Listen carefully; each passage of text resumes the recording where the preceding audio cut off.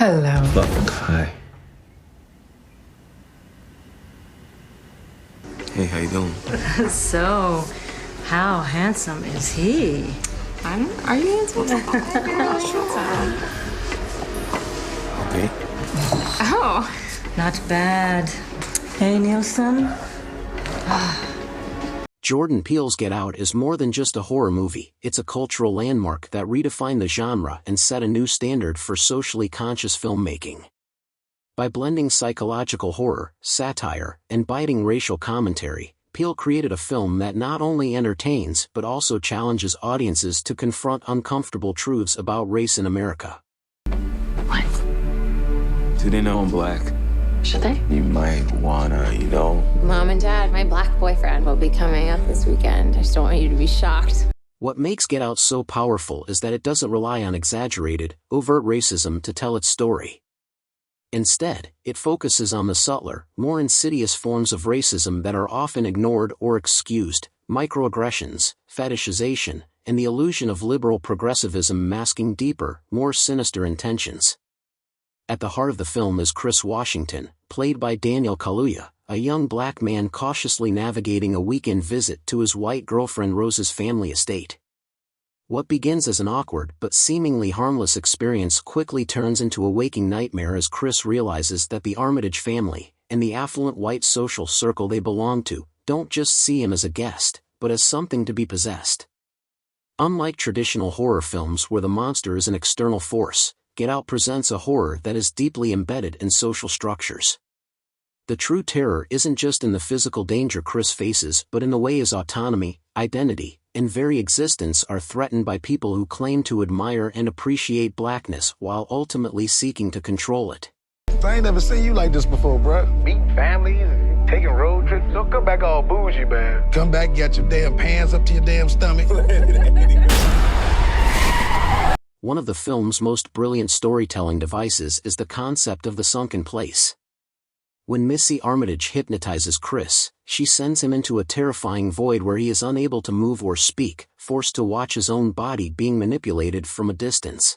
This isn't just a supernatural horror element, it's a metaphor for the historical and ongoing marginalization of black voices. The sunken place represents the feeling of being silenced, of being present but powerless, of screaming into the void and not being heard. Peele has spoken about how the sunken place is a reflection of systemic oppression, where black people are often prevented from speaking out, taking control, or being fully recognized in society. The image of Chris, eyes wide in terror as he falls into darkness, is one of the most haunting and enduring images in modern horror. Sink into the floor. Wait. Sink.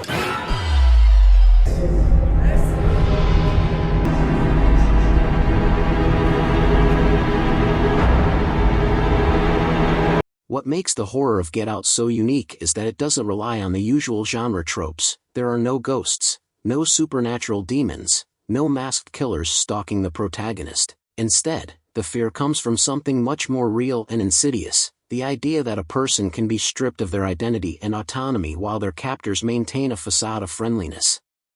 The Armitage family doesn't view Chris as an individual, they see him as a vessel, a body to be inhabited and controlled for their benefit. This is a direct reflection of how black people have historically been objectified, whether through slavery, scientific exploitation, or modern-day cultural appropriation.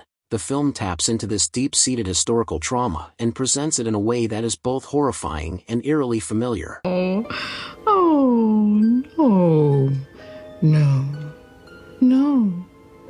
No, no, no, no, no, no, no, no, no, no, no, no. The Armitages are so good to us. They treat us like family. Peele's screenplay is meticulously crafted, layering symbolism and foreshadowing throughout the film.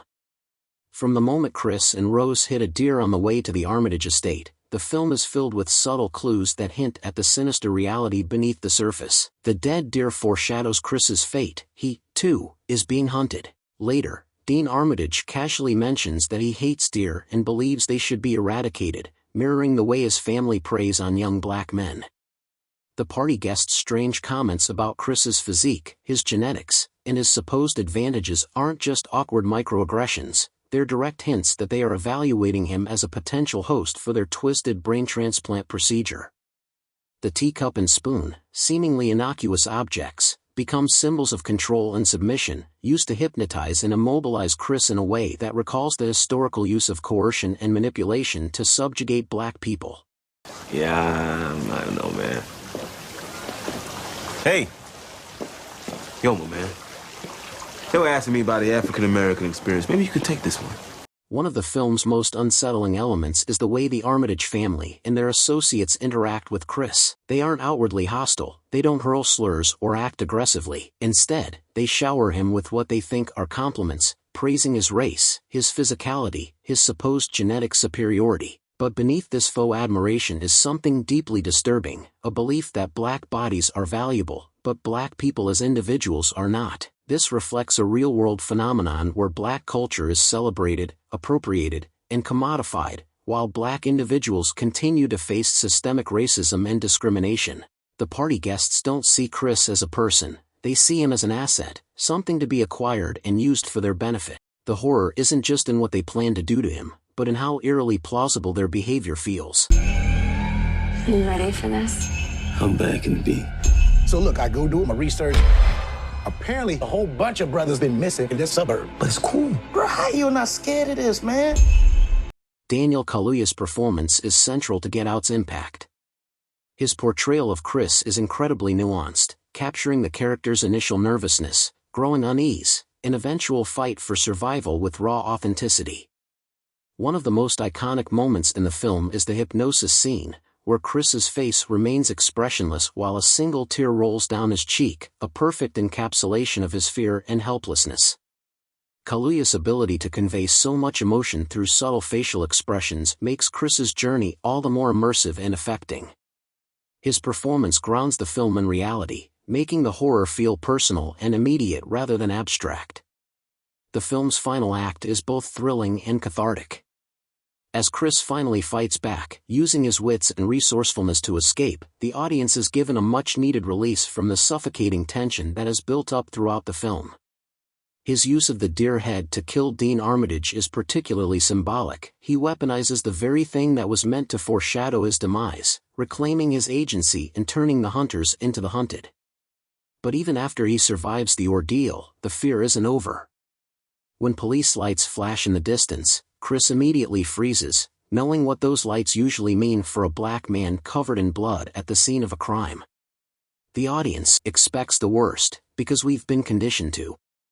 In Peele's original ending, Chris was indeed arrested, reinforcing the idea that even when black people fight back, the system is rigged against them. But Peele changed it, giving Chris an escape through his best friend Rod, played by Lil Rel Howery. The moment is a rare but necessary victory, a reminder that sometimes, survival itself is an act of resistance. Look, what I'm about to tell you gonna sound crazy. You ready? All right. Try me. I believe they've been abducting black people, brainwashing them, making them work for them as sex slaves and shit. Oh, sorry about the shit. What makes Get Out such a lasting and impactful film is that it doesn't just tell a horror story, it forces the audience to engage with real-world horrors. It exposes the way racism isn't always loud and aggressive, sometimes, it's quiet, polite, and insidious. It shows how white supremacy doesn't always wear a hood or wave a Confederate flag. Sometimes, it smiles, votes for Obama, and insists it isn't racist. By weaving these themes into a gripping, entertaining, and expertly crafted film, Jordan Peele created something truly groundbreaking. Get Out isn't just one of the best horror films of the decade, it's a cinematic statement, a mirror held up to society, and a film that will continue to be studied and discussed for years to come. Get Out isn't just a horror movie, it's a reflection of real fears, a conversation starter, and a masterpiece that continues to resonate years after its release. Jordan Peele crafted a film that's as thought-provoking as it is terrifying, using horror not just to scare us, but to make us think. From the sunken place to the Armitage's twisted form of allyship, Get Out holds up a mirror to society in a way few films ever do. But what do you think? What stood out to you the most about Get Out? Did you catch any hidden details or symbolism that blew your mind? Let's talk about it in the comments. If you enjoyed this breakdown, don't forget to hit that like button, subscribe for more deep dives into film and storytelling, and turn on notifications so you never miss an upload. Thanks for watching. Now, sink into the floor. Wait. Sink.